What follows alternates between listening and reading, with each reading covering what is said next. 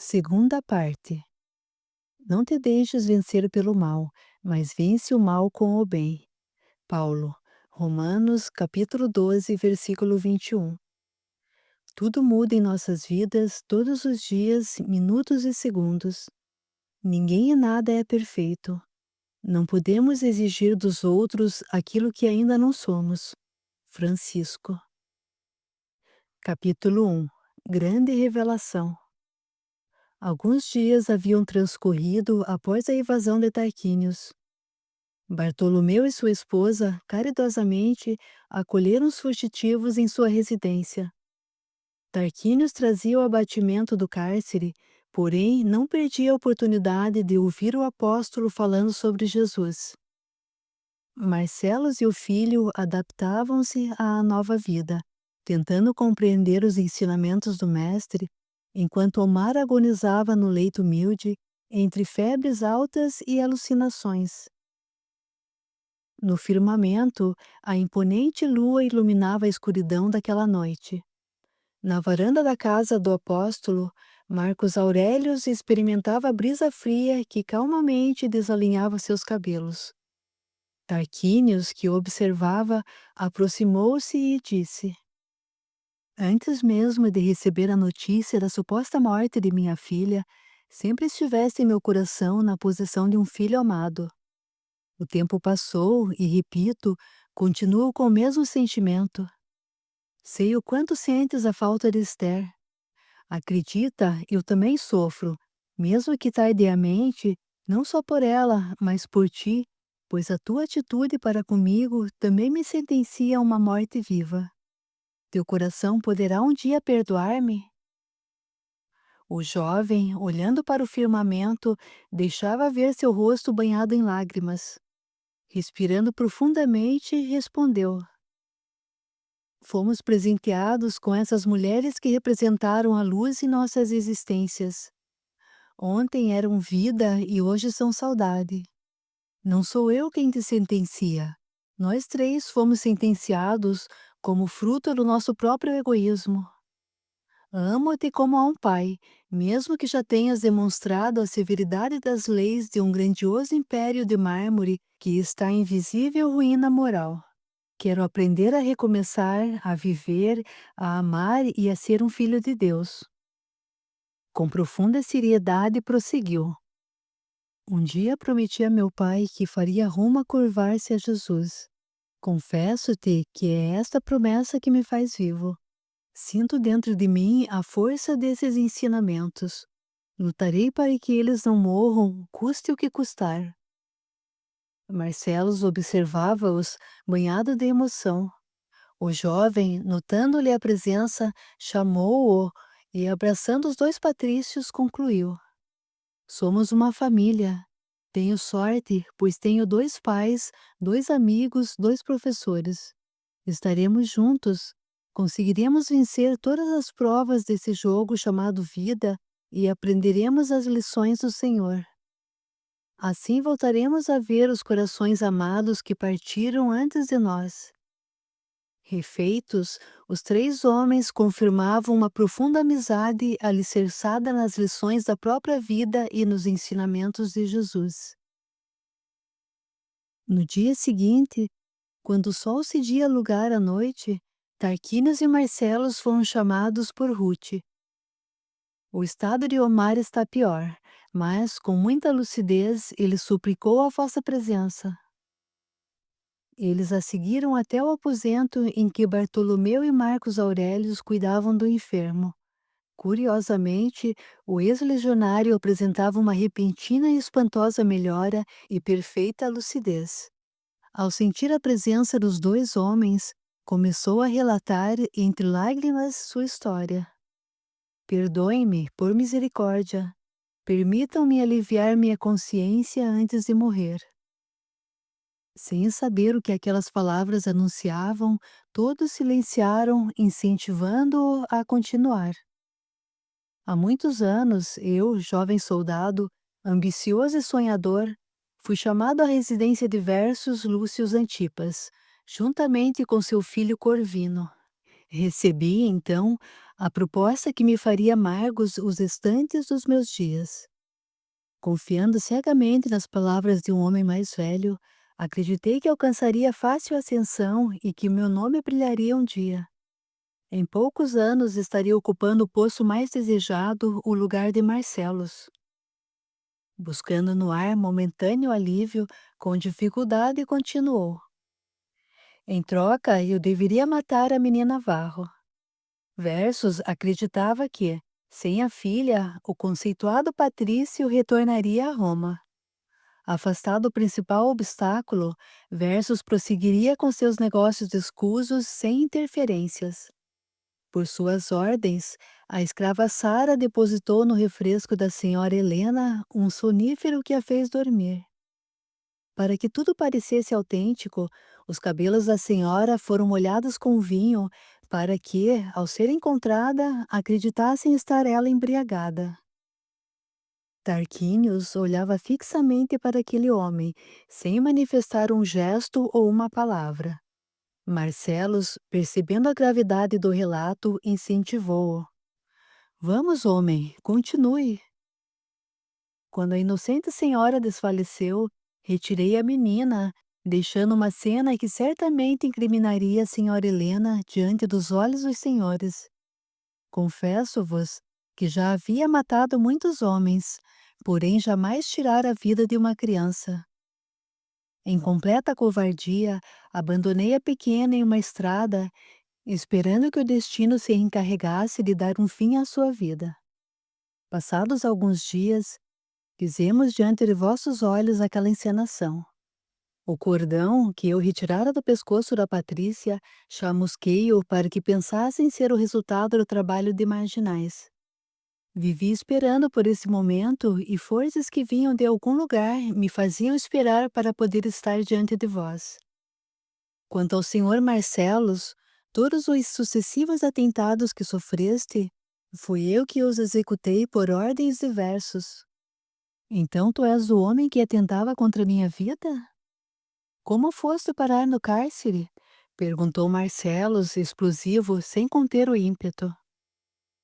Compreendo a tua fúria, senhor, disse Omar, no limite das forças. Quando fui até Versos para cobrar-lhe a dívida, ele, furioso, mandou seu filho sumir comigo. Corvino, hipócrita e covarde, vazou-me os olhos e espancou-me até que minhas pernas não tivessem mais vida. Jogaram-me naquela cela para padecer meu suplício. Tarquínios, abaixando a cabeça entre as mãos, tinha a face marcada por lágrimas que eram como labaredas de angústia e arrependimento. Novamente sentia a dor da separação, agora ampliada pelo sentimento de culpa. Omar, febril e tossindo muito, esforçava-se por terminar aquela revelação. Entre delírios repentinos, agonizava, respirando os momentos finais nos braços de Ruth. Bartolomeu, aproximando-se, orou. Pai, recebe esse teu filho que abandona os vínculos da terra para abraçar a vida eterna. Encaminha-o para a claridade, perdoando as falhas diversas por ele cometidas e agora reveladas a todos nós. Acenda em sua alma as bênçãos do teu amor para que ele possa um dia adentrar a tua morada. Ensina-nos a amar aqueles que hoje apresentam-se como nossos algozes. Aprenderemos, ao certo, a máxima de Jesus. Como eu vos amei, amai-vos também uns aos outros. Nota do autor espiritual, João, capítulo 13, versículo 34. Terminando sua oração, abriu os olhos e viu que Simão Pedro observava-o silencioso. Após as saudações, o ex-pescador lhe dirigiu a palavra. Caro amigo, vim até a tua residência, mas não esperava presenciar o que vi e ouvi. Deus sempre nos concede a condição de corrigirmos o nosso passado, disse Bartolomeu com candura. O que mais será necessário para que despertemos? Tarquínios, não podendo esconder as lágrimas, retirou-se para a varanda, em busca de ar e alívio para seu coração angustiado. Ainda aturdidos, Marcelos e Marcos Aurelios ajudavam Ruth na condição do corpo sem vida de Omar. Os apóstolos, reconhecendo a difícil situação, foram oferecer auxílio a Tarquínios e encontraram-no em prece fervorosa. Senhor, não fui digno de ter ao meu lado os amores que compartilharam minha vida. Por egoísmo, sentenciei minha esposa à amargurada convivência, limitando-a aos reservatórios sombrios do meu orgulho. A filha que deitasse em meus braços, amor eterno de minha alma, silenciou sob o peso do sacrifício extremo. Poderias, Senhor, ter piedade desse homem que reconhece agora a própria insignificância diante de tua grandiosidade e que se permitiu ser usado pelas mãos duras do poder? O peso do meu passado acompanhará minha existência e não poderei separar-me dele. Por misericórdia, permita-me conhecer e compreender Jesus e, por ele, auxiliar esses companheiros de fé na construção do teu reino de luz. Pedro, emocionado, aproximou-se para abraçá-lo paternalmente. Meu amigo, todos nós carregamos o peso dos erros do nosso sombrio passado. Eu neguei Jesus e nessa negação firmei-me na fé. O seu perdão ergue em minha alma frágil um império de amor e de fé que, mesmo estando ao lado dele, não pude sentir. É o momento de sabermos seguir o exemplo do nosso Mestre amado, perdoando e vivendo para servir a Deus e encontrar a certeza desse caminho nos corações humanos. Como culpar aqueles que erraram? Nós somos filhos do erro. Israel é filha do erro. Certa feita perguntei a Jesus: Senhor, quantas vezes devo perdoar ao irmão que pecar contra mim? Até 7 vezes? Jesus respondeu-me: Não te digo até 7, mas até 77 vezes. Nota do autor espiritual. Mateus capítulo 18, versículo 21 e 22.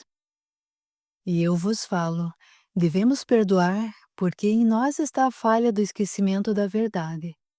Se o Mestre perdoou-nos, sigamos em frente, aceitando as sentenças da vida sobre nossas almas. Sejamos, de agora em diante, servos do nosso Pai e aprendamos a prosseguir no caminho da verdade, que é Jesus. Permita-me conhecer a vida e os ensinamentos de Jesus, pediu Tarquínios refeito. Mateus foi incumbido de registrar a passagem do Mestre pela terra. Terás acesso a esses primeiros esboços. Sei que tereis dificuldades entre os seguidores antigos devido à minha origem romana. Para tanto, contentar-me-ei com quaisquer atividades que sejam possíveis realizar para contribuir com a obra de Jesus. Ab imo pectore, ab imo corde. Nota: do mais profundo do peito, do mais profundo do coração. Eis minha promessa. Viverei para a boa nova e para a verdade chamada Cristo Jesus. Se, porventura, afastar-me dela novamente, como um dia vivi, que meus ouvidos ensurdeçam, meus olhos ceguem e meus lábios se calem, porque nesse momento eu nada serei, a não ser um homem decaído nos caminhos da ignorância, não reconhecendo a própria pequenez diante da grandiosa e radiante sabedoria de Deus. Estou certo de que a tua contribuição será bem-vinda. Sabemos quem foste e teu passado fica entre nós. De hoje em diante, serás um grande amigo da causa do Senhor. Levarei comigo meu passado comprometedor e sempre lembrarei dele, para jamais fugir da luta verdadeira do presente ou afastar-me do Mestre. Meu caro, disse Bartolomeu, conheci tua filha e acompanhei seus sonhos e desejos. Ensinei-lhe, junto com Apolônios, o brilho da fé. Ao lado de Raquel, foi a filha abençoada que carrego com amor em minha alma. As duas chegaram a nós pelos caminhos sinuosos do egoísmo e da ignorância alheia. Mas essa estrada foi a mesma que te conduziu ao Cristo. O amor que tenho por nossas duas meninas é o mesmo que tenho agora por ti diante da tua redenção. És um homem bondoso, mas quero merecer teu amor, assim como dos amigos que compartilharem esse caminho. Trabalharei sempre de lições, mas com esforço e estudo, para que, além de compreender as leis do Senhor, possa perpetuá-las em meu peito. Que se cumpra a vontade de nosso Deus, disse Pedro com felicidade. Em um abraço fraterno, banhados pela luz do luar, presente no firmamento, aqueles filhos de Deus firmaram um vínculo de amizade, respeito e consideração. 5 anos haviam transcorrido desde a morte de Esther. Naquele ano, aproximado de 39 depois de Cristo, os apóstolos, mesmo que separadamente, estabeleceram-se em Jerusalém. A casa de Simão Pedro já havia se transformado em posto de socorro e concentração dos seguidores do caminho. Nota da médium. Refere-se à casa do caminho. Pessoas buscavam as curas que os apóstolos proporcionavam. Enfermos abandonados por suas famílias, leprosos e doentes de toda a espécie chegavam ali em busca de alívio para suas chagas. Marcos Aurelius e seu pai, com mais alguns convertidos, dedicavam-se ao auxílio desses necessitados. Tarquínios não possuía mais a clássica feição romana. A pele estava dourada pelo sol, o semblante humilde. Mantinha-se firme nos trabalhos que lhe eram designados, não importando quais fossem. Dedicava-se ao estudo profundo nas anotações de Mateus. Absorvia todos os ensinamentos do Mestre e examinava os nascentes escritos acerca da Boa Nova. Em Jerusalém, os patrícios se estabeleceram na residência de Bartolomeu e Ruth, que os acolheram com carinho e amor. O casal se orgulhava do empenho dos novos convertidos. Tarquínios dedicava-se à pregação aos cerca de 50 enfermos que Simão Pedro havia ali instalado, levando palavras de conforto e coragem para que enfrentassem o próprio destino. Humildemente, propagava os ensinamentos do Mestre com uma fé inabalável e uma fervorosa confiança nas Escrituras do Senhor. Na noite iluminada apenas pelas estrelas, os seguidores de Jesus começavam a chegar para as orações na casa de Simão Pedro e se acomodavam junto aos leitos dos enfermos para ouvirem as palavras de Bartolomeu. Com fé, ele iniciou a preleção da noite. Amigos de ideal, lutemos sem esmorecimentos para que a passagem de Jesus não seja em vão. Aprendamos a aceitar os golpes do mundo com paciência e amor, acreditando e seguindo em frente dignamente, como o Mestre assim o fez. Aceitemos aqueles que um dia exerceram poder sombrio, que perseguiram impiedosamente, pois chegará o dia em que a consciência os levará até o coração de Jesus. Dirigindo o olhar a Tarquínios, continuou: deixemos que nossas almas ouçam um amigo da causa que conheceu a necessidade dessa redenção e hoje demonstra, com sua fé, o amor ao Mestre. Bartolomeu estendeu a destra, chamou o patrício para que lhe falasse. Acostumado a se dirigir ao público em sua antiga carreira, naquele momento sentiu-se inseguro para articular qualquer palavra. Percebendo-lhe o constrangimento, Simão Pedro aproximou-se para lhe expressar seu apoio. Caminhando lentamente, um silencioso Tarquínios contemplou os rostos sequiosos dos ensinamentos de Jesus. Mergulhado no próprio coração, tendo aprendido o valor da humildade, ele se sentiu envolvido por superior inspiração e, vencendo seus próprios limites, disse com convicção: caros amigos, nossas almas frágeis e ignorantes, em plena luz redentora, ainda não compreendem os ensinamentos de Jesus. Estivemos guardando, nos labirintos sombrios da vida, a aversão para com as leis claras de um Deus único. Empregamos divindades e criaturas imaginárias. Amamos o poder atribuído a outros, silenciamos diante do Cristo e vivemos em ignorância, acreditando nos senhores do mundo. Entre o sarcasmo e o desprezo, ele venceu o mal, propiciando-nos o socorro necessário para nos reerguermos das cinzas. Precisamos permitir que sua semente germine em todas as terras e principalmente em nós mesmos, sem capricho ou favoritismo, somente com a necessária coragem para aprendermos que não basta provar dos frutos deixados por ele.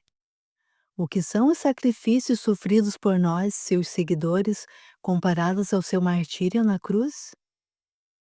Uma coisa eu sei, é que eu era cego e agora vejo.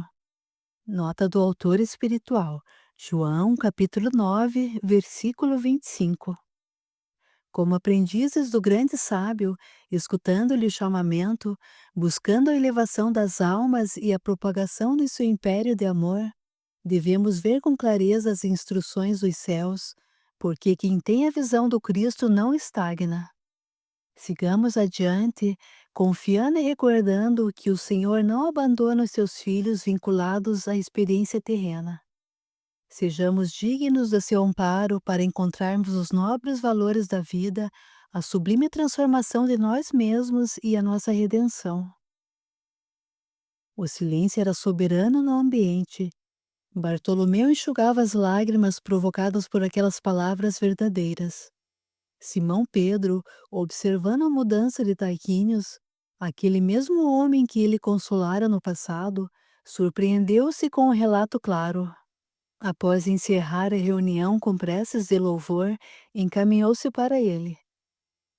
Meu amigo, que Deus te conceda o amor e a coragem para enfrentar os verdugos. À tua mente, a sabedoria celeste, e às tuas mãos, o trabalho em nome de Jesus.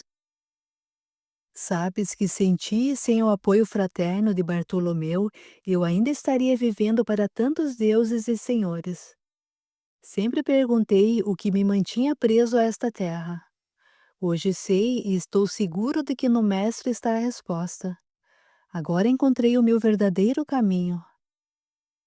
Acreditando na divina providência, abraçaram-se, irradiando felicidade e esperança, sentindo presente nos corações a força da fé para continuarem a luta.